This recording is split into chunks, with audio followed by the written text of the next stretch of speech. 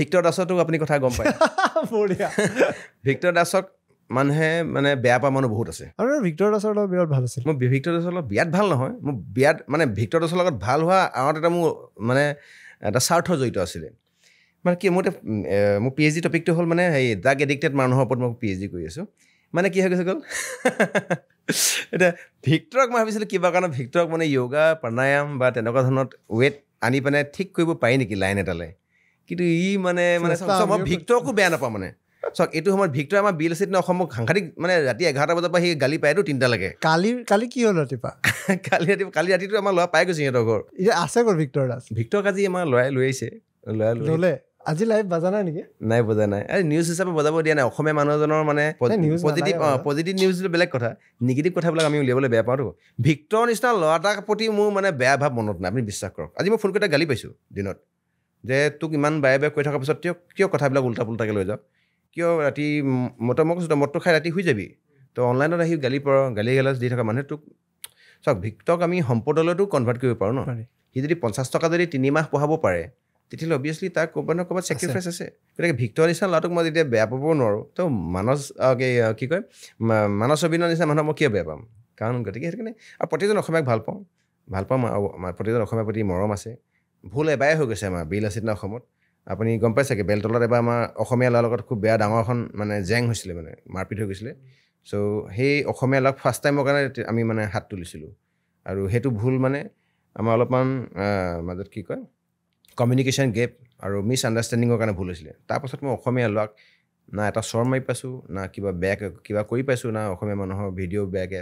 publish কৰি পাইছোঁ নাই কৰা কেতিয়া কোনো কথা মই ভিক্টৰ দাসৰ কথাটো এইকাৰণে উত্থাপন কৰিব খুজি আছোঁ কাৰণ ভিক্টৰ দা এবাৰ আমাৰ ইয়াতে আহিল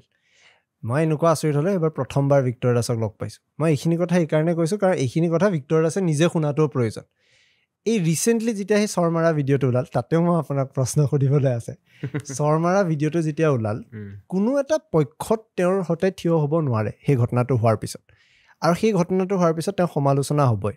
তেওঁক সমালোচনা কৰা হয় তেওঁ মানুহক বেয়া পোৱা আৰম্ভ হ'ল কালিলৈকে যদি মই ভুল কৰোঁ আপুনি প্ৰথম হ'লেও আপুনি মাত মাতিবই লাগিব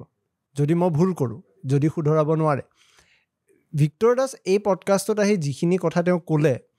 মই ভাবোঁ সেইখিনি আমি শুনাটো প্ৰয়োজন আছিল যে তেওঁ একচুৱেলি কি ভুগি আছে কিন্তু তাৰপিছত তেওঁ যিখিনি ফিডবেক পালে তাৰপিছত যদি সলনি কৰিব নোৱাৰিলে নিজে নিজৰ ওপৰত বুজাখিনি সলনি কৰিব নোৱাৰিলে বা নিজৰ ভুলখিনি স্বীকাৰ কৰিব নোৱাৰিলে তে মোৰ মতে তেওঁক সেইখিনি আমি স্থানেই দিব নালাগে যে তেওঁৰ কথা আমি শুনো যদিহে তেওঁ নিজক শুধৰাব নোৱাৰে সেইকাৰণে মানে ভিক্টৰ দাসে যদি শুনি আছে এই ভিডিঅ'টো তেওঁ সেই কথাটো নিজে কিন্তু মই নাজানো ভাবিব পাৰিবনে নাই আপোনালোকে বেছি ভালকৈ জানিব কিন্তু সেই কথাটো নিজে ভাবি চোৱাটো প্ৰয়োজন তেওঁৰ মোৰ মতে তেখেতে মানে চাওক ৰিহেবত থকা মানে এইটোৱে নহয় যে আপুনি বেয়া জেগাত আছে ৰিহেব কৰিবলৈ হ'লে আপুনি নিজক ৰিহেবিলিটেশ্যনত আনিবলৈ হ'লে মই বিচাৰোঁ ভিক্টৰ মানে পেচেণ্ট বুলি ক'বলৈ যোৱা নাই মই ভিক্টৰে কেইদিনমানৰ কাৰণে ৰিহেবত থকাটো প্ৰয়োজন আছে মানে কিছুমান চাওক মানে এডিকশ্যন মানে এনেকুৱা নহয় যে কেৱল মদ ড্ৰাগছ ভাং খালে এজন মানুহৰ ধৰি লৈছোঁ বিহেভিয়াৰেল কিবা ইছ্যু থাকিব পাৰে হাইপাৰ টেনশ্যনো থাকিব পাৰে এগ্ৰেশ্যনো থাকিব পাৰে চাওক ভিক্টৰ দাসৰ পৰিয়ালত মানে ভিক্টৰৰ মানে ফেমিলিত বা ভিক্টৰৰ লাইফত দুটা ঘটনা খুব বেয়াকৈ ঘটিছে নাম্বাৰ 1 তাৰ দেউতাক তাৰ জীৱনৰ পৰা কম সময়ৰ ভিতৰত ঢুকাই গৈছে আৰু তাৰ পাৰ্চনেল যি ফেমিলি তাৰ ৱাইফে এৰি থৈ গৈছে বা তাৰ লগত বাচ্ছা নাই তাৰ মানসিকভাৱে যিকোনো ধৰণৰ এংগেলৰ পৰা ষ্ট্ৰেছ থাকিব পাৰে সেইটো আমি কনচিডাৰ কৰাটো প্ৰয়োজন কিন্তু আমি এইটো বিচাৰিছোঁ যে ভিক্টৰক মানে আপুনি মানে আপদ বা বিপদৰ পৰা সম্পদলৈ কনভাৰ্ট কৰিব পাৰি নেকি আৰু আপুনি চবকে যদি আপুনি বেয়া বুলি ভাবি থাকে তেতিয়া ভাল কোন তেতিয়াহ'লে আৰু হয় ছাৰকেইটা আঁতৰাব লাগিব আৰু আপুনি জানে নাই মোৰ নিজৰ পাৰ্চনেল মই যেতিয়া ভিক্টৰৰ লগত যেতিয়া মানে ধৰিছোঁ ক্ল'জ হ'লোঁ বা ভিক্টৰৰ লগত কথাবিলাক আৰম্ভ হ'ল ভিক্টৰৰ যেতিয়া ফটোখন ক'ৰবাত মানে মই ফেচবুকত আপলোড হ'লোঁ মই বহুত গালি খাইছোঁ বহুত মানুহৰ পৰা গালি খাইছোঁ মানে চবেই কৈছে এই পগলাৰ লগত কিয় আছ এই মানে মেণ্টেলৰ লগত কিয় মানে সম্পৰ্ক কৰিছ কিন্তু মোৰ মতে এনেকুৱা ধৰণৰ মেট্ৰিকত ধৰি লৈছোঁ ষ্টেণ্ড কৰা ডিষ্টিংশ্যন পোৱা সেই টপ 10জনক সকলোৱে গামোচা পিন্ধায় সকলোৱে কিবা কিবি দিয়ে হয় নহয় অভিনন্দন দিয়ে কিন্তু ছেকেণ্ড ডিভিজন থাৰ্ড ডিভিজন পোৱাকেইটা কোনো গুৰুত্ব নিদিয়ে আপুনি সেই ষ্টেণ্ড কৰা ফাৰ্ষ্ট ডিভিজন পোৱা ডিষ্টিংশ্যন পোৱা মানুহকেইটা যেনেকৈ তেনেকৈ চুঁচৰি বাগৰি হ'লেও সি IAS IPS বা ভাল কিবা এটা পজিশ্যন থাকিবই কিন্তু থাৰ্ড ডিভিজনৰ ছেকেণ্ড ডিভিজন পোৱা মানুহখিনিক আমি এটা কাৰণে গুৰুত্ব দিব লাগে যে সেইসকল ব্যক্তিয়ে যদি এটা জেগালৈ নাযায় তেওঁলোকে কিন্তু সেইটো যিকোনো ধৰণৰ অপৰাধ কৰিব পাৰে হয়নে আৰু তেওঁলোকে আমাৰ সমস্যা হ'ব পাৰে গতিকে মই পিছত থাৰ্ড ডিভিজন ছেকেণ্ড ডিভিজন পোৱা মানুহকেইটাক যদি আমি যেনে তেনে যদি গ্ৰেজুৱেট কৰিব পাৰোঁ যেনে তেনে যদি ফাৰ্ষ্ট ডিভিজন মানে আহিব পৰা কৰিব পাৰোঁ তো সেইটোৱেতো আপোনাৰ এটা চেঞ্জেছ হয় গতিকে ভিক্টৰে তাৰ যিটো মানে হেৰি তাৰ যিটো কেপাচিটি যিটো কেপেবিলিটি তাৰ পটেঞ্চিয়েলিটি আছেতো এনেকুৱা নহয় যে তাৰ সম্ভাৱনীয়তা নাই ভিক্টৰক মই বিচাৰোঁ মই এতিয়াও কৈছোঁ এই মুহূৰ্তত যদি ভিক্টৰে কয় যে বিকাশ দা মই ভাল হ'ব বিচাৰোঁ আৰু মই চেলেঞ্জ দিম তাক 1 বছৰ ভিক্টৰক একদম আপোনাৰ মোতকৈ মানে এজন বেলেগ ধৰণৰ মানুহ বনাই দিব পাৰিম ভিক্টৰে পঢ়োৱা ষ্টাইলটো সাংঘাতিক ধুনীয়া ভাল আৰু সি মানে শিক্ষকতা ছাইডটো এৰিবই নালাগে চব সকলোকে চব জেগাৰ কাৰণে আপুনি দিয়া নাই সকলো বেলেগ বেলেগ ঠাইত আপোনাৰ বেলেগ বেলেগ থাকে ঠাইত তেখেত পাৰ্গত বা পাকৈত